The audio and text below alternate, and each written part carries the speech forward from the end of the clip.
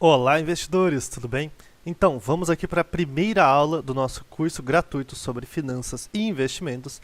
E aqui a gente vai começar com a organização financeira. Por que organização financeira e não começar, por exemplo, na renda fixa, na renda variável? Porque a organização financeira é a base. Antes da gente investir, a gente precisa falar sobre finanças pessoais um pouco. A gente precisa falar sobre a base que vai sustentar o caminho para a carteira de investimentos ser próspera e consolidada como a gente quer que seja. Então a gente vai começar pela organização financeira, justamente por causa de um fator, eu já vou comentar sobre ele principalmente, mas aqui um aviso antes de que nenhuma informação contida nesse material didático aqui é, no caso, uma recomendação ou indicação de investimento. Esse material é única e exclusivamente para uso didático e educacional, apenas para fins educacionais, ok? As recomendações e indicações estão somente na consultoria, onde eu faço isso de forma personalizada para cada cliente, ok? Então, qual é o fator que eu estava querendo dizer antes? É importante a gente entender que é muito comum que o brasileiro hoje, que as pessoas no geral, não somente o brasileiro, mas as pessoas no geral, elas pensem, pô, ganhei aqui, vou ganhar uma rescisão muito gorda do meu salário, pô, vou ganhar aqui um dinheiro que está previsto de um processo de alguma coisa, pô, vou ganhar aqui uma PLR, um adicional, um bônus, vou fazer o quê? Vou investir esse dinheiro. Aonde eu posso investir? E essa não é a pergunta, porque para você começar a investir da melhor forma possível, da maneira correta, né? E eventualmente colher os frutos disso, você primeiro tem que se organizar suas finanças e se organizar financeiramente. Porque investimentos não é só, vou deixar esse dinheiro um tempinho e pronto. Não, uma carteira de investimentos é prolongada, ela é virada para o longo prazo. Ela pode sim e deve muitas vezes ter objetivos de curto e médio prazo também, mas o foco dela tem que ter objetivos de longo prazo junto. Então, principalmente a aposentadoria, ainda mais no mundo em que vivemos. Então, é muito importante que a gente tenha sempre o longo prazo ali, e isso não é possível quando a gente começa ela de uma forma errada, né? Então, a gente precisa ter a base das finanças pessoais para poder cimentar o caminho que a nossa carteira irá ter, ok? Então, quais são os passos que nós devemos seguir? O primeiro passo é ter o controle de gastos e ganhos. O segundo é eliminar todas as dívidas. O terceiro é formar nossa reserva de emergência. O quarto é o planejamento da carteira, ok? E o quinto é, de fato, a gente dar o pontapé inicial e começar a investir conforme o quarto passo, que é o nosso planejamento da carteira, ok?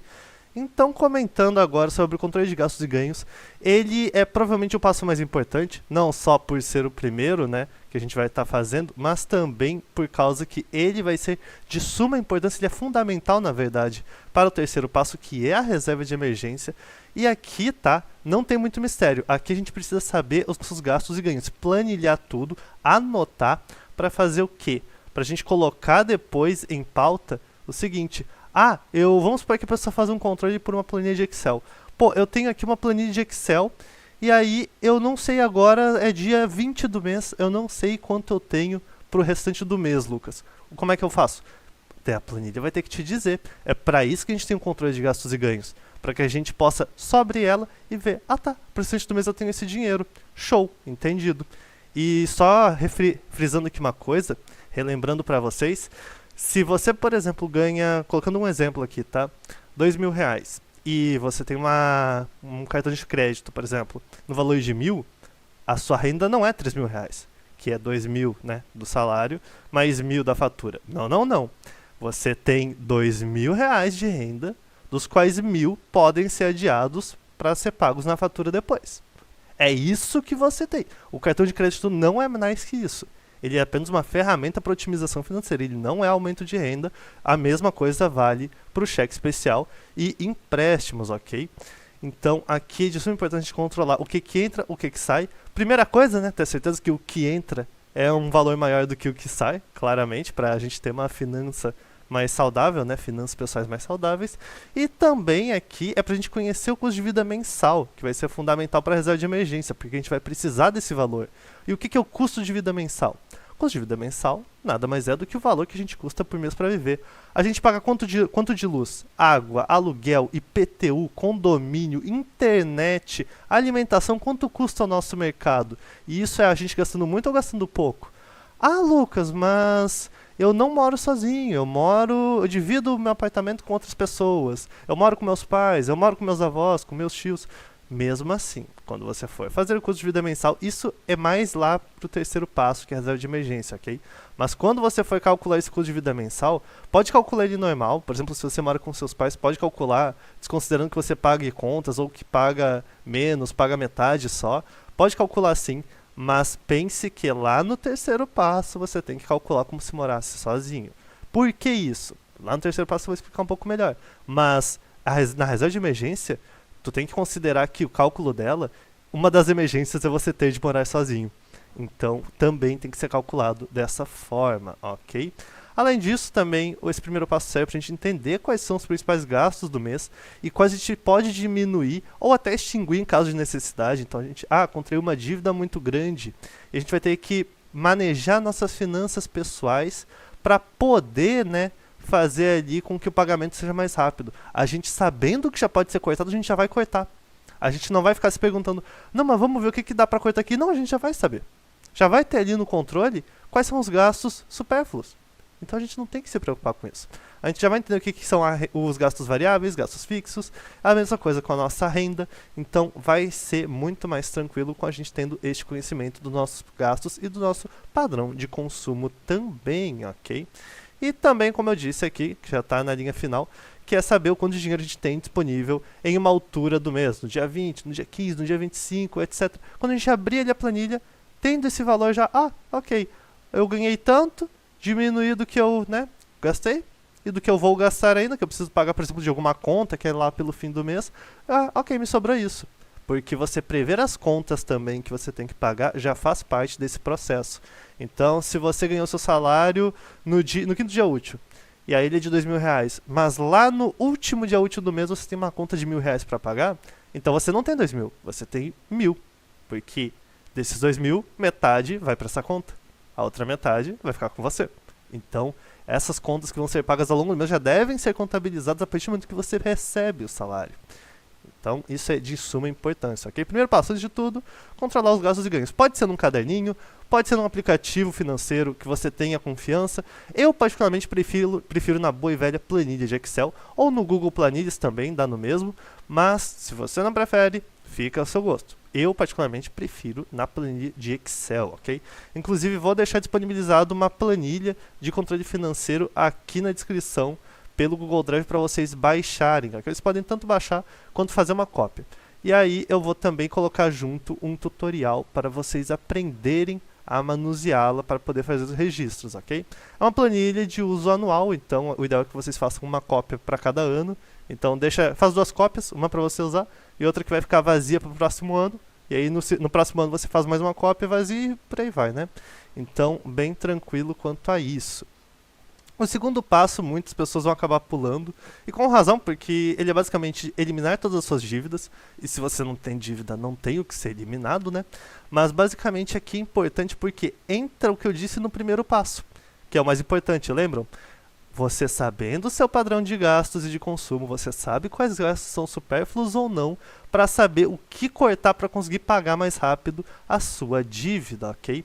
E aqui é importante dizer uma coisa. Muitas pessoas têm a visão de, não, Lucas, mas eu vou fazer aqui esse investimento, vou investir nesse CDB, por exemplo, que eu achei aqui no meu banco, e aí eu vou deixar ele rendendo, e aí eu vou pagar minha dívida com isso. Olha, quando a gente fala de uma compra grande que pode ser parcelado no cartão, por exemplo, isso que eu estou dizendo, gente, depende única e exclusivamente da situação pessoal. Isso não é uma coisa que vale para todo mundo em todas as situações. Não, uma coisa que depende de situações. Eu vou colocar uma situação de exemplo aqui, ok? Eu vou comprar uma geladeira e vou parcelar ela em 4 vezes. Pô, se nesse tempo você pode deixar... Você tem o dinheiro para pagar à vista essa geladeira, mas você pensa, pô, se eu deixar num investimento durante esses 4 meses vai me render juros e tal, né? Obviamente. Então, esses juros eu vou ganhar em cima do valor da geladeira, ao invés de só perder, né? De só pagar à vista e pronto. Se eu não tenho desconto à vista, por exemplo. Paga à vista sem desconto ou paga parcelado? Pô, nesse caso, talvez valha a pena, pensando, fazer parcelado e deixar no investimento onde eu posso resgatar a qualquer momento, para daí, por exemplo, uma poupança ou um CDB com liquidez diária, ou Tesouro Selic, e aí eu, pego ali o dinheiro antes de pagar a parcela, né, na fatura, e aí eu só pago ali, e vai ter rendido mais dinheiro. Isso faz sentido, sabe por quê? Porque a parcela não tem juros, né? Normalmente não tem juros, claro, às vezes tem juros, mas o normal é que, principalmente para a compra de uma geladeira, por exemplo, vai ser aquelas parcelas de, em até 12 vezes sem juros, até 20 vezes sem juros, até 5 vezes sem juros, 6 vezes sem juros, enfim. E aí, ok, nesses casos, dependendo da situação, dependendo do cálculo, dependendo de outros fatores, vale-se a pena. Agora, se a gente está falando de um empréstimo ou financiamento bancário, é basicamente impossível. E a lógica é a seguinte. Eu vou explicar um pouquinho de como é que funciona o sistema bancário aqui para vocês entenderem porque que é impossível. Vamos lá, como é que o banco ganha dinheiro em a sua forma base, né? No CERN, na base dele. Chega lá, seu Antônio. Seu Antônio vem pro banco e diz, banco, eu tenho aqui, 40 mil reais e eu quero... Tô dando exemplo, peguei Antônio, podia ser qualquer outro nome. Podia ser Carlos, podia ser Adalberto, podia ser qualquer nome. Podia ser Lucas. Enfim, tem aqui, 40 mil reais e eu quero investir. No que eu tenho... O que eu posso investir aí com vocês? E aí o gerente do banco, o gerente pessoal da conta dele vai dizer algo tipo, por exemplo, fulano, tem este CDB aqui, seu Antônio. Falei fulano, desculpa. Seu Antônio, tem aqui esse CDB que ele rende anualmente, 10% ao ano. Seu Antônio vai falar, show, pode colocar. Muito bem, ele investiu nesse CDB que rende 10% ao ano. Aí, o banco pegou esses 40 mil reais, chegou na Suzane e aí falou assim, Suzane, tu tinha pedido um empréstimo, né, pra fazer uma reforma na tua casa, não sei o que e tal. Beleza, eu queria quanto? 40 mil. Ok, eu tenho aqui 40 mil e eu te empresto, mas é o seguinte, eu vou querer por ano 16% de juros, 16% de juros ao ano que tu pague junto, né, do empréstimo. E a Suzane, que precisa desse dinheiro para reformar a casa dela, vai dizer, tudo bem, eu pago. E aí o banco vai fechar o empréstimo com ela. E aí o que acontece? O banco vai receber esses 16% de juros, vai ficar com 6% e vai passar 10% para o seu Antônio. Esse 6%, que é a diferença do empréstimo que ele fez para a Suzane e do CDB que ele fez para o seu Antônio de 6%, se chama spread bancário. É assim que o banco ganha dinheiro com investimentos e com empréstimos. E aí o que acontece? Percebe como esse spread bancário precisa existir para ser minimamente atrativo para o banco fazer essa intermediação? Então, ele precisa, por definição, que o empréstimo bancário que ele está dando renda mais juros para ele do que o CDB ou o investimento que seja. Dei CDB de exemplo, mas podia ser qualquer outro, para o seu Antônio. Então, ele precisa sempre que o empréstimo seja um juro maior do que o investimento que ele oferta. E isso é para qualquer banco precisa funcionar assim, para ele poder existir e continuar intermediando essas negociações. Então é impossível que você colocando, por exemplo, numa renda fixa isso aconteça, ok? E na renda variável é basicamente aposta. Você está apostando que isso vai valorizar não sei o que no curtíssimo prazo, em só uns dias, em só uns meses, não sei o que. Isso é basicamente uma aposta. A gente não sabe, não é assim que funciona a renda variável como um investimento. Então, basicamente, é impossível você usar um investimento de renda fixa ou um investimento qualquer para tentar justamente abater e ganhar mais juros do que o empréstimo, porque a lógica é o contrário. O empréstimo é que está financiando o investimento, então ele tem que ter um juros maior. Dito isso aqui está bem explicadinho aqui no slide, tá? Vocês vão também estar com disponibilidade de receber esses slides, eu vou colocar o link ali na descrição também do Google Drive para vocês baixarem, ok? E aí é necessário a gente sanar as dívidas e não adianta colocar investimento, e não adianta investir enquanto paga a dívida e nem formar reserva. Primeiro é eliminar, focar todas as finanças, todos os esforços financeiros em conseguir eliminar as dívidas, ok? Uma vez eliminadas as dívidas, agora a gente pode ir para o terceiro passo, que é formar a reserva de emergência, ok? A reserva de emergência nada mais é do que um dinheiro que você vai deixar numa aplicação de renda fixa com liquidez diária. Eu já vou comentar mais sobre isso, tá? Mas você vai deixar nessa aplicação para quê? Para quando acontecer uma emergência, como uma batida de carro, uma despesa médica, um reparo na sua casa, um desemprego temporário, você ser mandado embora para fora de casa, uma conta que veio e você não estava prevendo, alguma dívida que foi contraída e ali acabou sendo algo de última hora, entre outros fatores. Tudo isso é uma emergência, você vai lidar como? tirando dinheiro da reserva de emergência. Porque muitas vezes o problema da emergência é ela é um valor mais alto e, além disso, é um valor que você não dispõe naquele momento. Então, para evitar pegar um empréstimo, pegar um financiamento, pegar uma dívida, você vai ter a reserva de emergência. Show? Então, a reserva de emergência, ela basicamente tem a função, né, de ser um dinheiro que vai ficar guardado para estar disponível em uma emergência imprevista. E aqui eu botei os outros exemplos também, né? Pneu furou, geladeira estragou, etc. Mas para a reserva ela ser considerada uma reserva funcional e completa, ela tem que cumprir 3 requisitos, ok? O primeiro, ela tem que estar numa aplicação de renda fixa que renda acima da inflação, ok?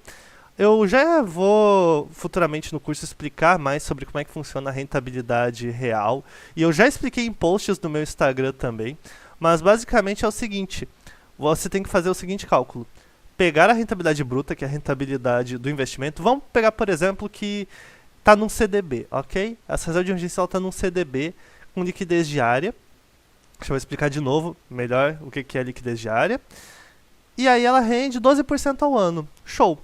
Nisso tem o IRRF, que vamos colocar aqui só para fins de exemplo, que o IRRF é de 3%, ok? 3% ao ano. E a inflação, né, o nosso IPCA, que é a inflação oficial do Brasil, para quem não sabe, o nosso IPCA é de 4%, ok? Então, beleza, vamos colocar aqui. Se a rentabilidade bruta da nossa reserva é 12, 12 menos 3, que é o IRRF, né, vai dar 9. Show! Então, se a gente deduzir os impostos, a gente tem a rentabilidade líquida de 9%, né? 12 menos 3 dá 9. Agora, a gente tem a rentabilidade líquida deduzida dos impostos, mas falta deduzir a inflação. Por que deduzir a inflação? Por que tirar a inflação também da nossa rentabilidade? Porque a reserva de emergência é para emergência, e a emergência a gente nunca sabe quando acontece. Então, se a gente colocar, por exemplo, na nossa reserva 50 mil reais, esses 50 mil reais tem que valer os mesmos 50 mil reais no mínimo daqui 10 anos, daqui 20, 30 anos, porque a emergência pode só acontecer daqui 10 anos, como pode acontecer amanhã, como pode acontecer daqui 2 meses, como pode acontecer daqui 30 anos. Mas o importante é que quando acontecer, o nosso dinheiro valha pelo menos a mesma coisa ou mais. Então, é por isso que a gente tem que deduzir a inflação. Nesse exemplo que eu falei, né, a gente tinha a rentabilidade líquida de 9, a inflação eu disse ali é 4, então 9 menos 4 dá 5%. Ou seja, esse investimento do nosso exemplo tem rentabilidade real, ou seja, rentabilidade deduzida dos impostos e da inflação, de 5%. Ou seja, ele rende 5% acima da inflação. Ele serve muito e serve muito bem para uma reserva de emergência. Para você não ter muita dúvida quanto a essa parte da rentabilidade que a reserva tem que ter, eu já adianto. Rendendo em torno de 100% do CDI já é mais que suficiente, ok? Já dá e sobra em boa parte dos casos, então não tem problema. É uma opção bem viável em diversas instituições financeiras, muitas delas têm essa disponibilidade em torno dos 100% do CDI, então tá tudo certo. E para quem não sabe, CDI é um indicador da renda fixa, tá? Que a gente tem aqui no Brasil. Eu vou comentar um pouquinho mais depois também. O segundo requisito é que ela consiga sustentar o seu custo de vida mensal por, no mínimo, 6 meses e no máximo 12. Como assim?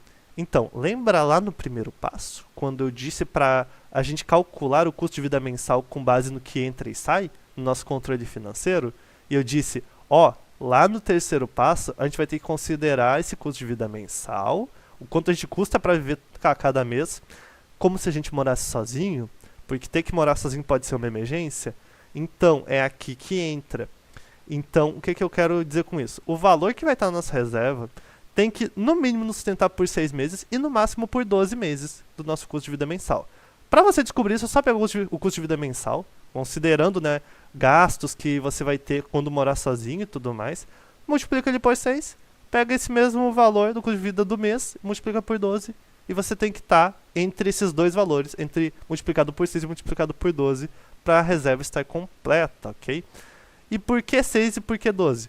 É o período que, em caso de você, por exemplo, ter de morar sozinho por causa de alguma desavença com as pessoas que você morava antes disso, ou então, se, por exemplo, você foi demitido, ou se demitiu e não tem o direito ao seguro-desemprego, pelo menos 6 meses você tem um seguro-desemprego, entre aspas, né? Que é a sua reserva de emergência, você se sustenta só com ela. Então, é o suficiente para você conseguir, tá vivendo aí tranquilo por pelo menos este período. E aí, 12 meses é porque espera-se que pelo menos por um ano, em um ano tu consiga se realocar profissionalmente ou consiga então conseguir uma outra fonte de renda alternativa para conseguir continuar vivendo, ok?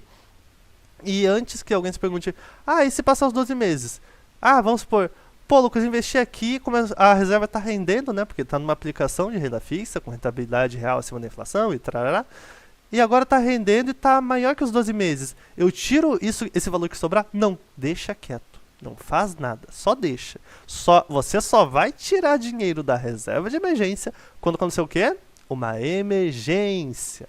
Exatamente. Se não for uma emergência, você não tira. Não tem outra alternativa, ok?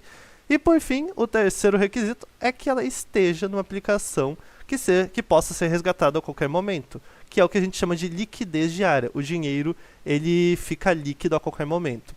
No dia da gravação desse vídeo, ainda não foi lançado de forma ampla para todo mundo o Tesouro Reserva, tá? Do Tesouro Direto. Ele vai ser lançado só daqui a alguns dias, no caso eu estou gravando isso no dia 10 de maio de 2026, mas logo mais ele vai estar disponível para todo mundo e vai ser provavelmente o melhor lugar para se deixar reserva de emergência.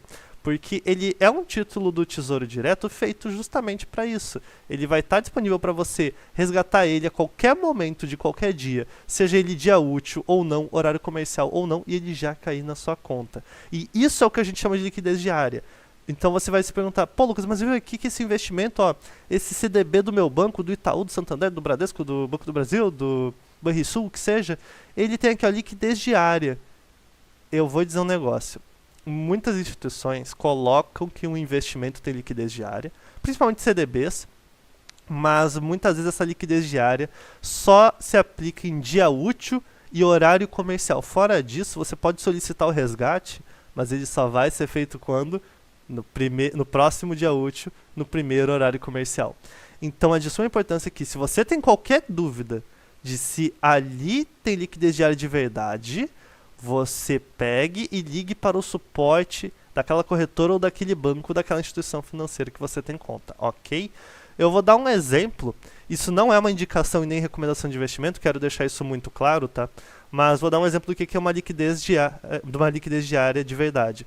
O CDB-DI é um CDB que rende 100% do CDI e tem liquidez diária. E todo banco, é normal que todo banco e corretora tenha o seu.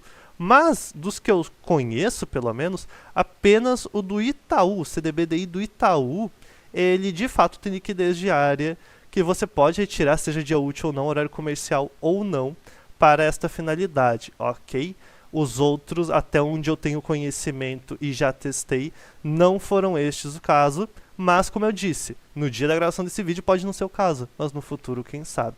De qualquer forma, eu vou dizer para vocês, deem uma estudada, ok? Aqui não existe um lugar certo nem errado para colocar reserva de emergência, desde que, lembrando, desde que cumpra estes requisitos, ok? Cumpra estes 3 requisitos aqui, seja uma aplicação de renda fixa, com liquidez diária de verdade, que você pode retirar a qualquer momento, porque a emergência não tem hora nem dia para acontecer, com rentabilidade real acima da inflação e que sustente seu custo de vida por no mínimo 6 e no máximo 12 meses, ok?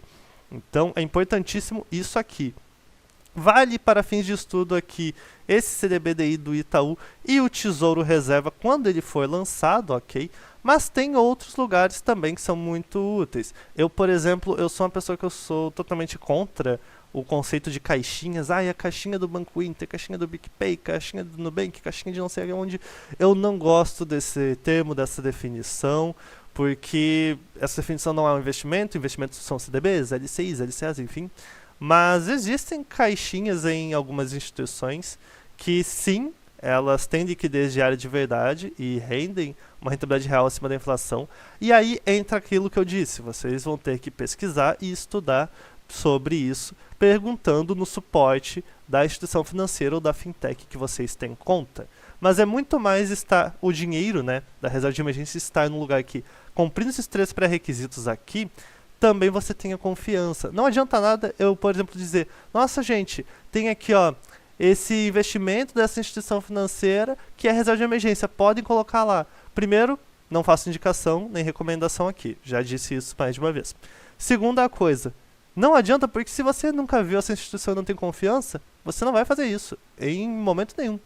Então, vocês precisam entender que, uma vez cumprido todos esses requisitos que eu falei aqui, esteja em uma instituição de confiança, ok? Isso é muito importante.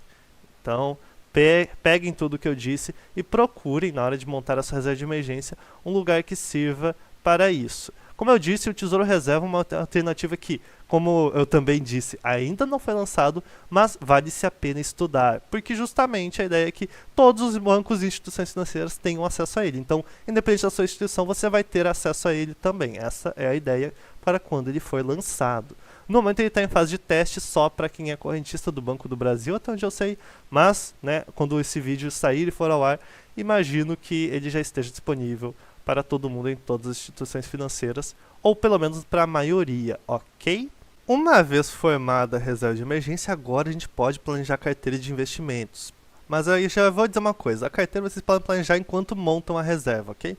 Vocês já podem fazer o planejamento, planejar como ela vai ser, investir nela só depois que terminar a reserva. É bom fazer essa distinção. Mas enfim, uma vez começando o planejamento, é necessário, tá, que vocês criem conta numa corretora ou banco de confiança de vocês. E nesse aspecto, eu sempre digo, quando a gente fala de carteira de investimentos, coloquem esse dinheiro numa corretora. Exemplos de corretora, tá? O BTG Pactual, XP Investimentos, Rico, Clear. Eu, particularmente, tenho uma preferência pelo BTG Pactual, ou, no pior dos casos, a Rico. Eu, particularmente, não gosto da XP Investimentos enquanto corretora nesse aspecto. Eu tenho preferência pelo BTG Pactual e a Rico. Eu sei que a Rico faz parte da XP, por isso que eu disse primeiro o BTG, em segundo lugar a Rico. Mas, enfim, por que a corretora e não o banco? Vamos lá. O banco, ele vai te oferecer os produtos dele, os produtos que o banco tem disponível, produtos de investimento, né? Investimentos que ele tem disponível. Agora a corretora, ela é como se fosse uma vitrine. Ela tem investimentos, por exemplo, você vai ver no BTG, vai ter investimentos do banco XYZ, ABCDEFG. Agora, no banco A, só tem os investimentos para te disponibilizar do banco A. No banco B, só do banco B. Na corretora, não. Na corretora tem do banco A, B, C, D, E, F, G e por aí vai. Então, a corretora tem muito mais opções e, com isso, se torna muito mais atrativo você ter a sua carteira de investimentos e investir nela via corretora, ok? Corretora de investimentos credenciada. Então, é sempre importante colocar isso para vocês, beleza? E, assim, criar conta em corretora nos dias atuais é de graça, é tudo tranquilo, então é muito mais uma coisa de ver em qual você tem mais confiança e em qual o aplicativo é mais intuitivo para você. Eu particularmente recomendo vocês darem uma olhada inicialmente ou na Rico ou no BTG Pactual, ok? São duas corretoras que eu acho extremamente interessantes para quem está começando, ok? E ao se cadastrar na corretora, é normal que ela peça para você fazer um teste, tá? Que é basicamente um questionário, visando determinar o seu perfil de investidor. Esse perfil, tá? Ele é para saber quais investimentos são compatíveis com base no seu nível de risco e em quanto risco você está disposto a tomar. Inclusive, eu coloco aqui um fator importante que é, ao planejar a carteira de investimentos, tá? Você leva em consideração 3 fatores importantíssimos. O primeiro e o segundo são os seus objetivos e as suas necessidades financeiras de curto, médio e longo prazo. A carteira não vai comportar só o longo prazo. Ela vai também ter o curto e o médio junto, porque vai dos seus objetivos e necessidades. Se você vai fazer uma viagem, por exemplo, que você quer economizar dinheiro para o ano que vem, precisa sim a carteira comportar isso também. E não só sua aposentadoria, ou então um projeto como, por exemplo, construir uma casa no futuro, ou então comprar um carro caríssimo no futuro. Não, uma viagem também serve. Uma necessidade de, daqui a um ano eu vou ter que desembolsar um dinheiro, mas eu não sei para que exatamente, não sei o que. Tudo bem, então a carteira comporta isso também. E aí, por isso eu disse, leva em consideração as suas necessidades e objetivos financeiros. E o terceiro fator que você tem que estar atentos também é justamente este perfil do investidor que eu estou falando aqui. Por quê? Porque ele que vai determinar o nível de risco dos investimentos que vão ir na sua carteira. Então é ele que vai ditar que tipo de investimento vai na carteira ou não, junto das necessidades e objetivos. Os 3 têm o mesmo peso, mas é o perfil que vai ditar e vai barrar falando assim, esse investimento ele é muito arriscado para o teu perfil, melhor não ter para essa finalidade. Pô, esse aqui tá tudo bem, esse aqui tá compatível com o teu nível de risco, então ele pode fazer parte da carteira.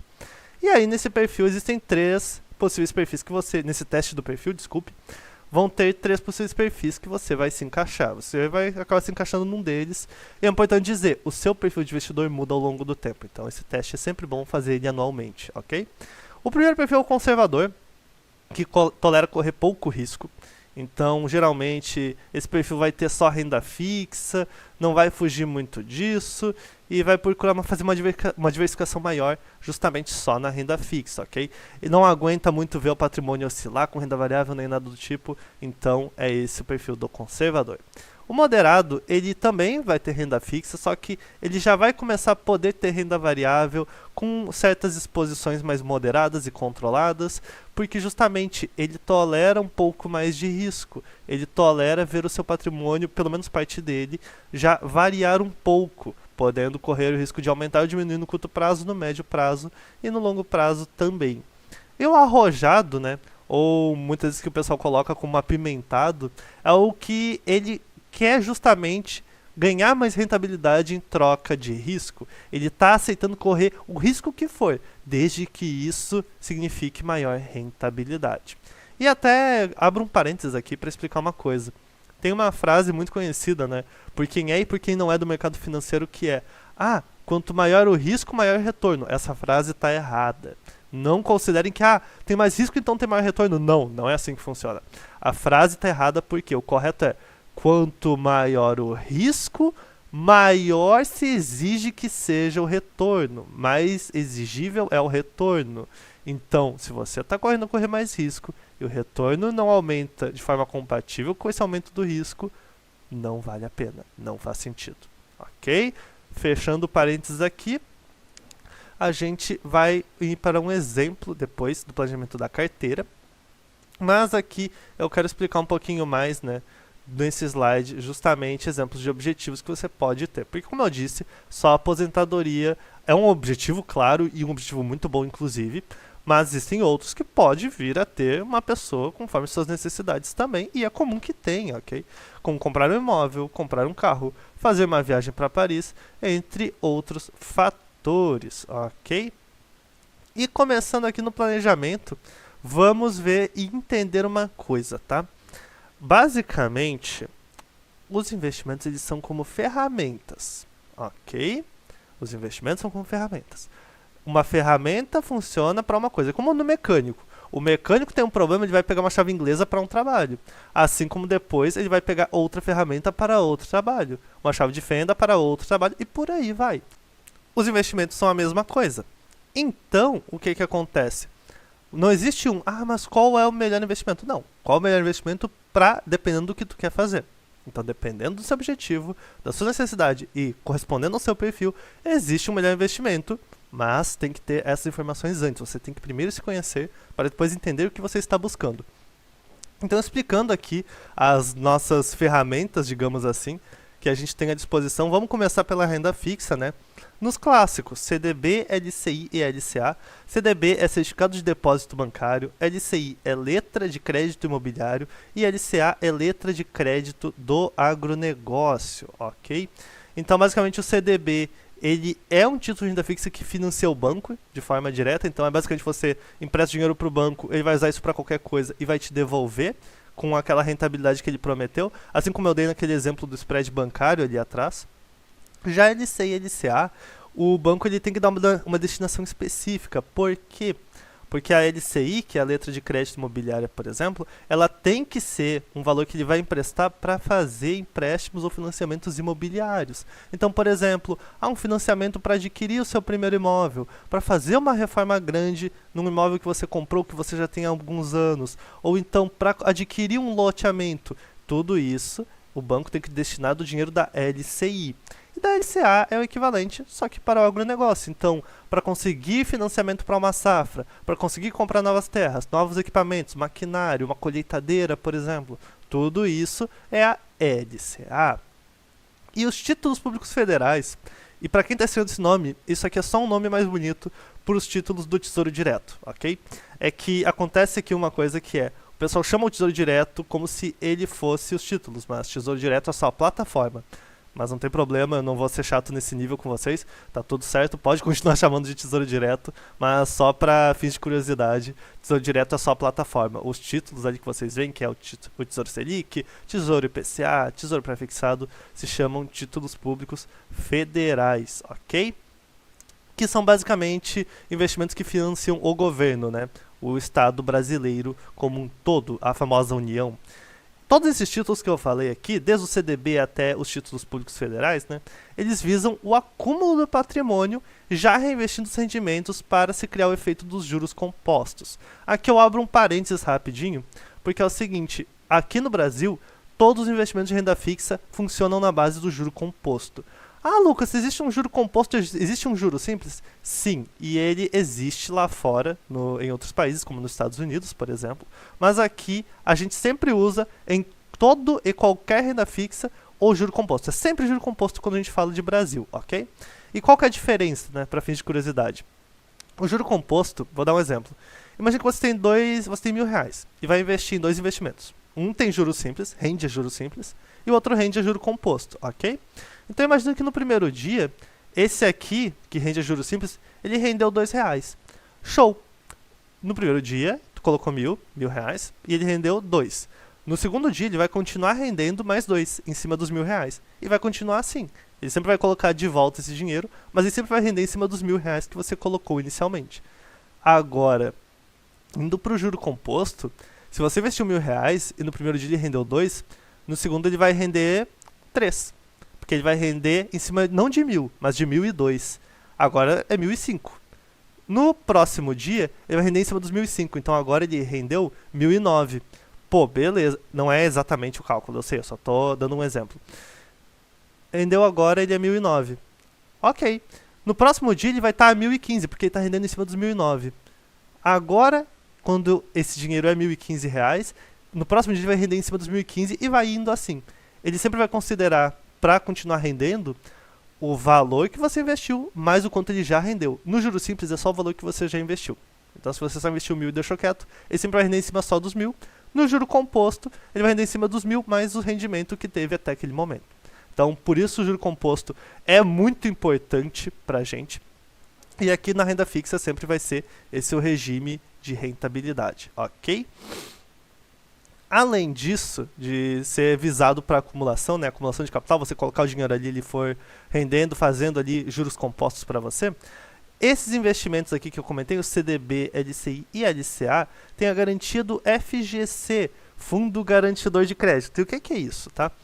Ele é um fundo criado de forma que não tem nenhuma ligação com o governo ou outras entidades, fora os bancos. Basicamente, todos os bancos fazem parte dele. Itaú, Bradesco, Santander, Banco do Brasil, Banrisul, etc.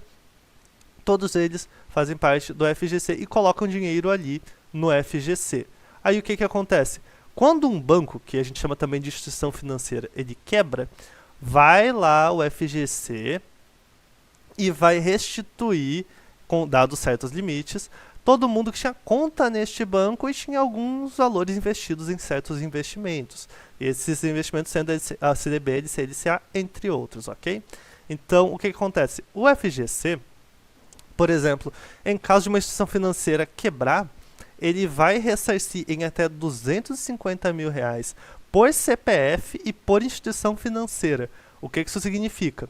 Se você tinha, por exemplo, R$100 mil num banco A e R$100 mil no banco B, e os dois quebram ao mesmo tempo, você tem que escolher um deles para recuperar o seu dinheiro. Você não pode recuperar dos dois. Você tem que escolher de um só.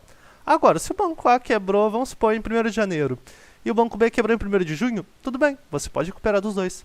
Por quê? Porque não quebraram ao mesmo tempo. Não foram juntos. Teve um bom espaço de tempo. Então você vai poder recuperar em até 250 mil por CPF nos dois. Show? E aí o que acontece? Esse limite de 250 mil, ele engloba a conta corrente e o CDB, LCI, LCA entre os outros investimentos. Então você está assegurado em 250 mil neste valor, ok? E uma coisa muito importante de dizer é que O tempo que o FGC vai te ressarcir quanto a isso depende, tá? Depende da instituição financeira que quebrou. Às vezes é rápido, às vezes não é. Pode demorar 2 semanas, como pode demorar 6 meses, como pode demorar um ano. Então, quem vai dizer isso vai ser o FGC, não tem um prazo específico para situações específicas, é tudo, depende do que aconteceu. Então, vai ser um prazo indeterminado até que aconteça de fato, ok? Mas o limite de 250 mil por CPF e por instituição financeira está sempre válido, ok? Inclusive, vocês podem ir no próprio site do Tesouro, desculpa, no próprio site do Tesouro não, no próprio site do FGC, que lá ele menciona, tá? Ele tá com todas as letras quais investimentos, além da conta corrente, engloba esses 250 mil reais, ok? Então, mas vocês podem ficar tranquilos que a conta corrente, o CDB, a LC e a LCA são garantidos pela FGC. Todos garantidos em até 250 mil reais por CPF e por instituição financeira. Ok? E aí, nos títulos públicos federais, qual que é a garantia? No CDB, LC e LCA, a garantia é a FGC. No título do Tesouro Direto, é basicamente o Tesouro Nacional. O que é o Tesouro Nacional? É como se fosse o caixa do Brasil. É o quanto o Brasil tem em caixa. É o patrimônio do Brasil. O patrimônio financeiro do Brasil. Desculpa, fui tomar água ali. E o que acontece? A lógica é, o Tesouro só não vai te pagar se o Brasil quebrar. Porque caso ele fique sem dinheiro, ele controla a máquina pública, ele pode imprimir mais dinheiro. E além disso, ele não pode imprimir, ele é dono do dinheiro que o país tem, né? Que todo o Brasil possui, que arrecada de impostos todo dia. Então, ele só não vai te pagar de fato se o país quebrar. E a lógica, inclusive isso é o que a gente chama de risco soberano, que é quando o título ele só vai quebrar se o Brasil quebrar. Então depende o risco é soberano do Brasil, né? Porque o país é soberano. Então isso só vai acontecer se o Brasil quebrar. Basicamente é essa a lógica. O país pode ficar inadimplente, como é o caso da Argentina, que já ficou bem inadimplente com os títulos do tesouro deles, pode acontecer, mas no Brasil a gente não tem um histórico disso, ok? Ou eles sempre pagam direitinho até a data, né, de gravação desse vídeo de novo, 10 de maio de 2026, ok? Então, vamos continuando. Esse tipo de investimento, que no caso renda fixa, né, CDB, LC, LCA e títulos do Tesouro Direto, são normalmente utilizados tanto para acumulação de capital para uma aposentadoria lá na frente, por exemplo, ou também para um objetivo de médio e curto prazo, a depender. E aqui tem 2 exemplos, né? O primeiro aqui sendo que você quer viajar daqui a um ano para as Maldivas e quer deixar o dinheiro economizando para render. E para que ele não perca o seu poder de compra e também para que ele cresça, né, para você ter mais dinheiro para gastar nas Maldivas, olha só, um investimento de renda fixa com um vencimento um pouco antes da data da viagem serve muito bem para isso. E o que é um investimento com um vencimento um pouco antes da viagem? O vencimento é quando o título vence, é quando ele acaba. Quando ele acaba, ele é extinguido, ele deixa de existir, e o dinheiro mais os juros caem na sua conta. Então, a data de vencimento dele tem que ser antes da viagem, porque a lógica é que já antes da viagem você tenha o dinheiro para gastar, né? Então, é basicamente isso. Você pode pegar, por exemplo, vou pegar aqui, para daqui a um ano, esse título tem data de vencimento para 2 semanas antes da minha viagem. Perfeito, show. Isso é o que importa. Exemplo 2. Você quer comprar uma casa daqui 8 a 10 anos e quer justamente acumular o máximo possível de capital para esta finalidade. Tanto para manter o poder de compra quanto aumentar o capital acumulado, você pode usar um título de renda fixa com vencimento próximo dos 8 a 10 anos para isso. Então aqui a lógica é a mesma. Você quer acumular dinheiro e quer que o dinheiro que você tem continue valendo o que ele vale sem perder o poder de compra, sem ser corroído pela inflação. Então a lógica é que você deixe ele ali não só para render, mas também para se preservar para essa compra bem grande, no que aqui no caso a gente usou o exemplo de adquirir um imóvel, ok? E além destes que existem a proteção da FGC, né, CDB, LCI e LCA, também tem alguns outros títulos de renda fixa da iniciativa privada, mas que não são protegidos pelo FGC, tá? Que é o CRI, o CRA e as debêntures. Eles vão ser melhor explicados, tá, na aula de renda fixa, mas o CRI e o CRA são certificados de recebíveis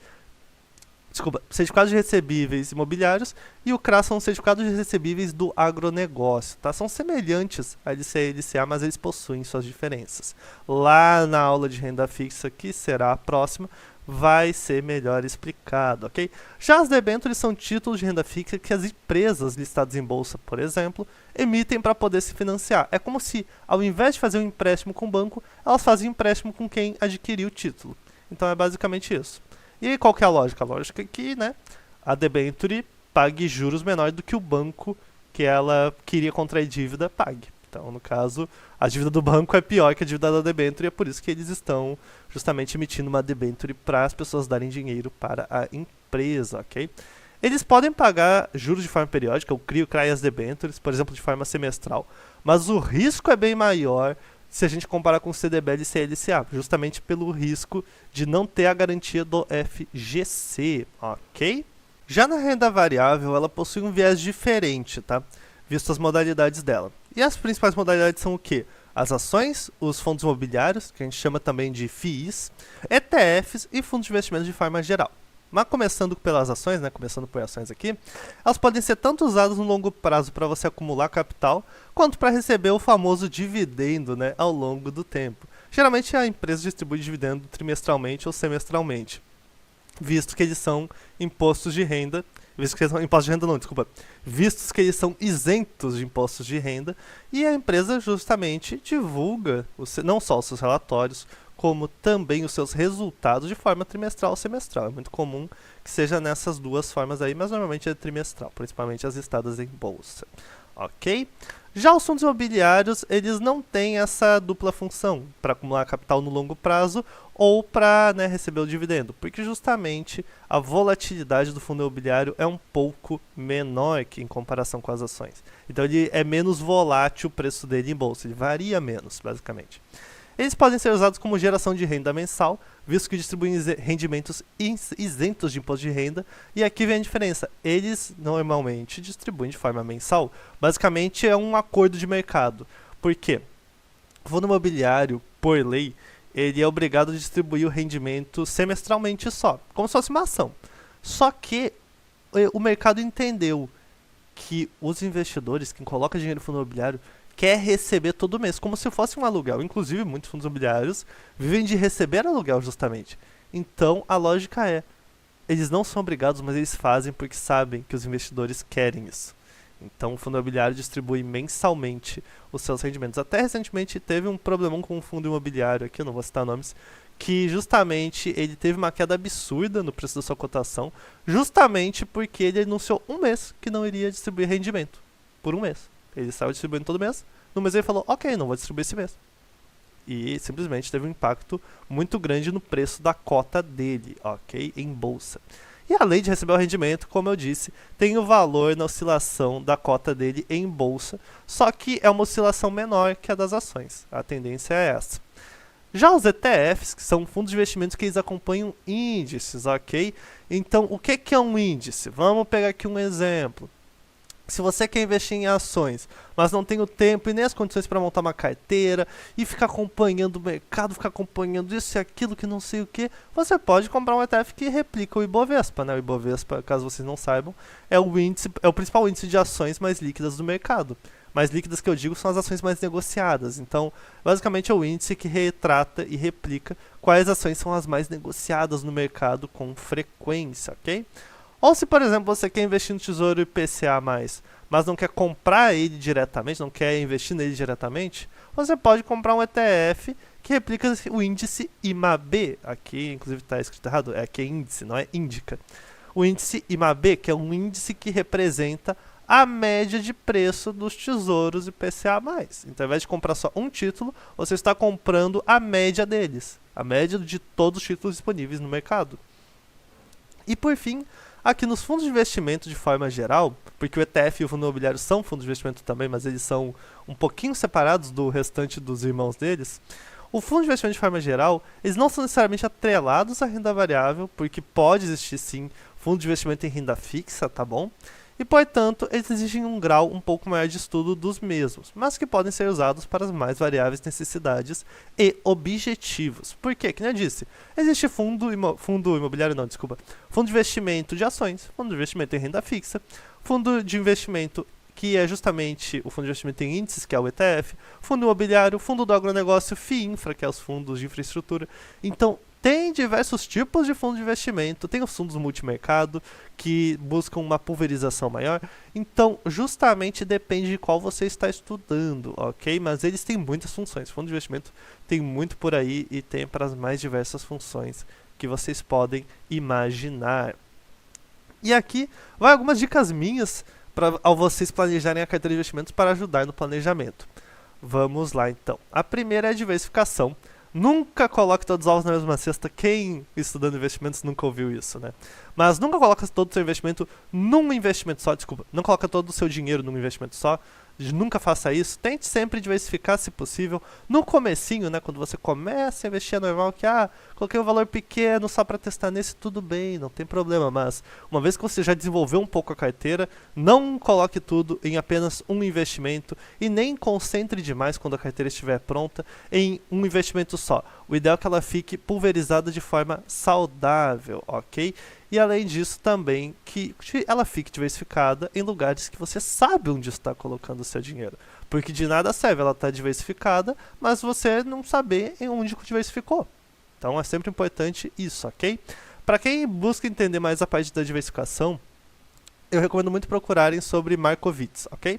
Sobre a teoria da carteira eficiente de Markowitz, que é onde ele diz que o ideal seria algo em torno dos 10 a 15 ativos, podendo até chegar em 20, mas passou de 20 já não compensa mais. Então, tudo depende da situação, da condição, da pessoa, do patrimônio também, porque às vezes é um patrimônio muito grande, ter 10 ativos é muito pouco, às vezes 15 pode ser um pouco também, então às vezes é melhor ter um pouco mais. Tudo depende da situação pessoal da pessoa. Eu, como disse, não faço indicação, nem recomendação aqui nas aulas, é tudo apenas educacional.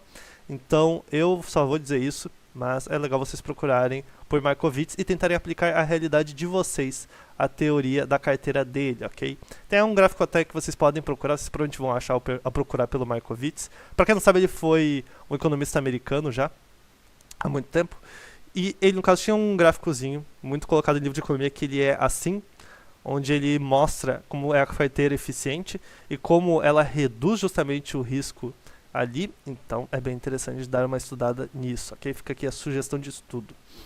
Segunda dica, saiba onde você está investindo. Nunca façam a burrada de ouvir alguém falando, nossa, mas aqui tá pagando muito, esse investimento aqui tá pagando demais. Pô, coloca aqui. Não, mas aqui, ó só, ETF neozelandês, pô, melhor coisa que existe. O que faz? Não sei, mas tá rendendo muito. Só rende muito e só é atrativo se você entende o que está acontecendo. Só render não é um critério para nada. Você tem que entender onde está colocando seu dinheiro. Então, nunca vão no, mas está pagando mais, vou colocar só por causa disso. Não, mas a rentabilidade daqui é mais alta, vou colocar só por causa disso. Não. Entenda e saiba ter motivos, saiba ver motivos não, eu coloquei aqui porque faz sentido com o meu perfil, faz sentido com a minha necessidade e objetivo financeiro de curto, médio e ou longo prazo, então é por isso que o meu dinheiro está aqui. É isso, essa clareza que vocês precisam ter, ok? Não seja passado para trás. Quanto a isso é o seguinte, é comum que muitas pessoas, quando vão contratar um profissional, seja um consultor financeiro como eu, ou então um planejador financeiro, um assessor de investimentos, a pessoa vá sem saber nada, sem saber o mínimo. E tudo bem, se você contratou esse profissional é porque você não tem tempo, condições, ou realmente não está afim de acompanhar o mercado. Tem tempo, mas não tem interesse em acompanhar o mercado e as suas ações, os seus fundos imobiliários, a sua renda fixa, etc. Você não tem condições, tempo ou interesse disso. E tudo bem, você procura um profissional que vai fazer isso para você. Só que o ponto é, entenda o mínimo para que, em caso de um profissional com conflito de interesses, você não seja prejudicado. Por exemplo, um profissional que é remunerado de forma comissionada, ou seja, ele recebe uma comissão por trás dos investimentos que você faz, muitas vezes é comissionado, justamente é melhor comissionado em investimentos que são ruins para você. E aí entra o conflito de interesses. Você quer investir em coisas boas e o seu profissional está te recomendando coisas ruins. Então você precisa no mínimo entender como as coisas funcionam para poder olhar e falar, tá, mas isso aqui tá meio estranho, acho que não é bem assim que funciona. Acho que isso não faz sentido com o meu perfil, acho que isso não faz sentido com a minha necessidade ou com o meu objetivo. Então tomem muito cuidado com isso, ok? A rentabilidade passada nunca, e aqui está bem destacado nunca, e quero que deixem isso na mente, nunca é garantia de rentabilidade futura. Vocês sempre vão me ouvir falando, quando eu digo algo com relação a passado, futuro ou presente, sobre tende a tendência é de que, é sempre a tendência. Por quê? Porque eu não posso dizer que algo vai sempre acontecer. Mas no passado, por 25 anos, por 20, 30, 40, 50 anos aconteceu dessa forma. Amanhã pode acontecer diferente. Como você vai saber? Como eu vou saber? Como alguém vai ter certeza disso? Ninguém tem. A gente só pode entender o quê? Olhar o passado, olhar o histórico da empresa, do fundo, do que seja, e entender, ok, ele seguiu essa linha de comportamento. A tendência é que ele continue a seguir, mas pode ser que não siga. Então, nunca se iludam com coisas de, mas no passado esse fundo, essa ação, essa renda fixa que rendeu tanto, não sei o que. Não é garantia de que vai continuar rendendo. Nunca é garantia, entendeu? Ok. Por fim, proteção do patrimônio antes de rentabilidade alta, é o que eu sempre digo. Os 3 critérios, os 3 nortes que vocês têm que ter ao planejar a carteira: necessidades financeiras de curto, médio e longo prazo, objetivos financeiros de curto, médio e longo prazo e perfil de investidor, ok? Então, isso tudo é para preservar patrimônio. A gente quer preservar o que a gente constrói. Patrimônio se constrói com trabalho, com você fazendo sua renda extra, com você tendo seu emprego CLT, com seu empreendedorismo, com o que seja. Com o fruto do seu trabalho é que você constrói patrimônio. O investimento, a carteira, é para proteger ele e fazê-lo crescer exponencialmente com os juros compostos, ok? Então, é sempre preferível você proteger o seu patrimônio antes de ter uma rentabilidade alta. Mas não sei o que, é porque o tigrinho, é porque não sei o que, essa aposta aqui, essa operação compromissada, operação futura. O ideal é sempre proteção do patrimônio. Rentabilidade tem que ser acima da inflação, a rentabilidade real? Tem que sim. Mas a rentabilidade, a partir do momento que ultrapassou a inflação, a rentabilidade real ultrapassou a inflação, rentabilidade alta em troca de risco acaba virando secundário se está em desacordo com o seu perfil. Se não faz sentido com o seu perfil, com as suas necessidades e os seus objetivos, ok? Por fim, aqui a gente vai para um exemplo, tá, de uma carteira de investimentos aqui que eu fiz para clarificar um pouco e para vocês entenderem como é que é um pouco da lógica da montagem, ok? Então vou ler aqui o exemplo para vocês entenderem.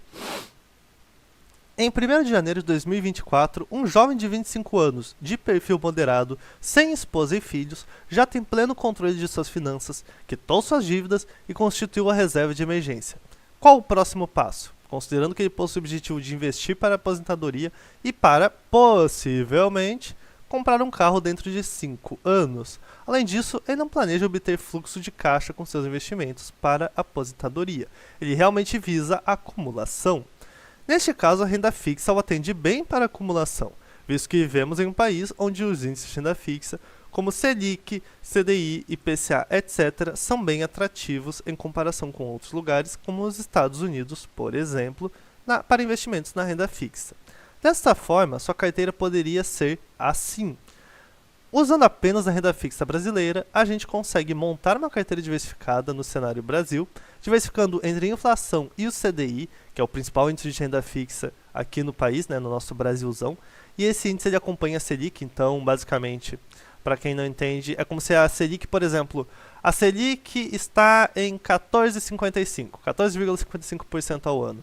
O CDI vai sempre ser a Selic diminuído 0,10. Então, se a Selic está em 14,55, o CDI é 14,45. Entenderam? É sempre isso, sempre isso. Ou seja, qualquer movimentação nesses índices, a carteira irá acompanhar. Além disso, como medida de segurança, foi-se usado um CDB com uma taxa pré-fixada interessante de 13% ao ano, que não vai variar até o vencimento. Para quem não entende, tá? Uma taxa pré-fixada é o quê? É uma taxa que ela, do momento que eu investi nesse título até a data de vencimento dele, ela nunca vai mudar. No dia que eu investir, eu posso calcular o quanto ele vai render até o final e vai ser aquele valor.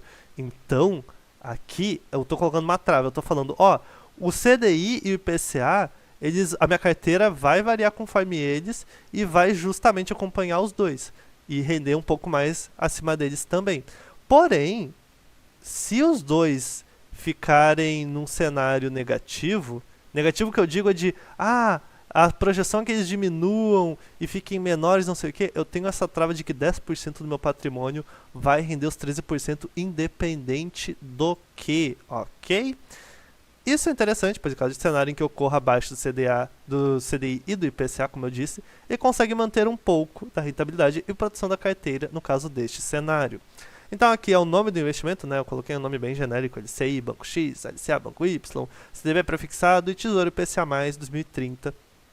Aqui a rentabilidade bruta para vocês ao ano, o quanto da carteira está nesse investimento e o vencimento desses investimentos.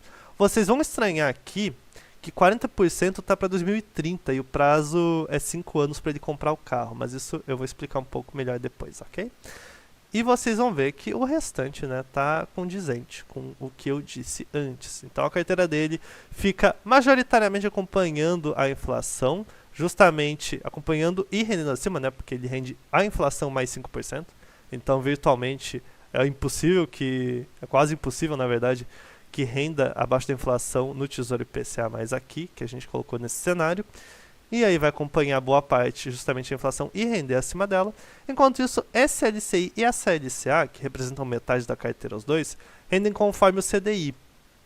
Como o LCI e LCA são isentos de imposto de renda, esse 95, 94% do CDI, no juro composto vai render acima do CDI. Só vou tomar uma água aqui.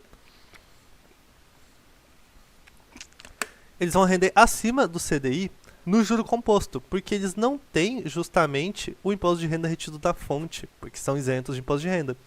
E aí o que acontece? Por que o vencimento deles é menor? Porque a lógica é que para aproveitar justamente as mudanças de cenário e oportunidades, a cada um ano eles vão vencer. Então, vocês lembram que a gente começou em 1º de janeiro de 24, ele no exemplo, e aqui é 1º de janeiro de 25 e o outro de 26, porque justamente daqui a um ano essa LCI do Banco X vai acabar vencendo. Show! Venceu, caiu dinheiro na conta. Quando cair, a gente vai colocar em outra LCI do Banco Z, por exemplo.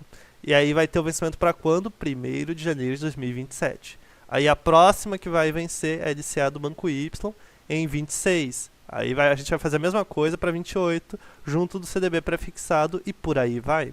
Então é justamente para essa função de a cada ano a gente poder estar aproveitando oportunidades de mercado justamente com metade da carteira, enquanto o restante vai estar ali rendendo acima do IPCA e estando na nossa trava de segurança, ok? Aqui é basicamente o que eu disse, mesmo, trazendo mais alguns fatores para a gente poder relembrar, né, como eu botei aqui, LCI e LCA com a produção da FGC até 250 mil, o que garante uma produção para ele em metade do patrimônio, caso um desses investimentos venha a estar numa instituição financeira que quebre, por exemplo. O Tesouro IPCA mais 2030, aqui que eu falei, é um longo prazo, rende conforme a inflação oficial do Brasil, mais os 5% que eu coloquei ali, etc, etc. Por se tratar de um tempo maior para se deixar capital, representa menos da metade, justamente por isso, ele não é metade exata, é 40%. E, por fim, o CDB é uma margem de segurança contra as variações no geral, visto que a maior parte da carteira se aproveita das variações do CDI e do IPCA, ok? Por fim, sendo que estamos visando a aposentadoria, porque o prazo de investimento o prazo de vencimento do investimento mais longo é de 5 anos, né, que é o nosso Tesouro IPCA+. Porque isso não garante apenas um passo inicial do investidor de conseguir sentir o mercado com menos preocupação, de já começar com ativos de maior prazo, como além disso, ele pretende comprar o carro no fim dos 5 anos. Então, em caso do investidor ter um capital mais robusto, seria possível a gente deixar uma parte toda separada só para o carro, e aí o restante a gente deixa justamente para aposentadoria. Mas aqui, como ele tem um capital menor, a gente deixou tudo justamente para esse prazo ali. O IPCA 2030 é justamente para um ano depois, mas como está ali no exemplo, até vou voltar aqui para a gente, possivelmente, se ele optar por não comprar o carro, o dinheiro dele não perdeu valor com isso e inclusive continuou a ganhar. Então tá tudo bem, não tem problema quanto a isso. Um ano a mais ali não é um problema, ok? Em caso de investidor de capital robusto, como eu disse, você precisa separar uma parte da carteira apenas para isso. Mas para um investidor iniciante, lembrando, né, que o nosso amigo aqui, ele não investia antes. Ele constituiu a reserva de emergência só. Agora é a primeira vez que ele está investindo.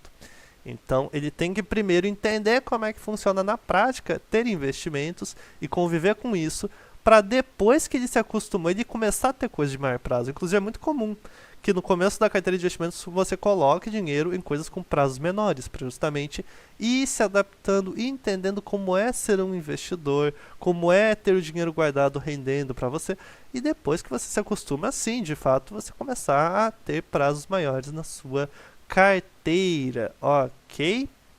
Então é fundamental não deixar passar o prazo deste objetivo para poder se avaliar a carteira e as necessidades financeiras depois dos 5 anos. Beleza? Então é isso. Basicamente aqui a gente levou em consideração todos os objetivos e necessidades do nosso amigo. Metade da carteira aqui, na verdade, 60% tá para o carro dele e 40% é mais para aposentadoria, mas também pode vir a ser para o carro caso ele precise daqui 1 ano, ok? Não tem problema, até porque o carro ali, como eu disse, é possivelmente. Por que eu digo possivelmente? Porque é comum, tá, gente? Isso aqui vai um pouco da minha experiência como consultor, mas é muito comum que os clientes tenham uma visão que tem aqui no exemplo. Nossa, daqui 5 anos eu vou comprar um carro. Daqui 3 anos esse carro já não existe, esse planejamento morreu por terra. E é comum e não tem problema algum que isso aconteça. Por isso que eu botei possivelmente. Porque já contando com essa possibilidade, 40% foi colocado justamente para estar exposto à inflação, para ter mais diversificação. Isso tudo lembrando, com renda fixa, tá? Só.